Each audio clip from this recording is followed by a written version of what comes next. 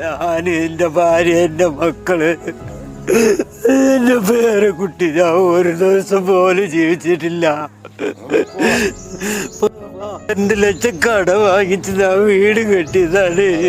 എൻ്റെ വീട്ടിൽ താമസിക്കുമ്പോഴും എൻ്റെ മക്കളൊന്നും ഒരു ദിവസം പോലും താമസിച്ചിട്ടില്ലേ ഭഗവാനെ. ഞാൻ എൻ്റെ മക്കളെ വെച്ചിട്ട് എവിടെ നടുറോട്ട് പോണോ ഈശ്വരാ. പെൺകുട്ടികളെ കഷ്ടപ്പെട്ട് ഓരോരോ കുരുവി ചേർക്കുന്ന പോലെ ചേർത്ത് ഞങ്ങൾ ഉണ്ടാക്കി പൈസ അയച്ച് അതിനേക്കാളും ഞാൻ മരിക്കുന്ന നല്ലത്.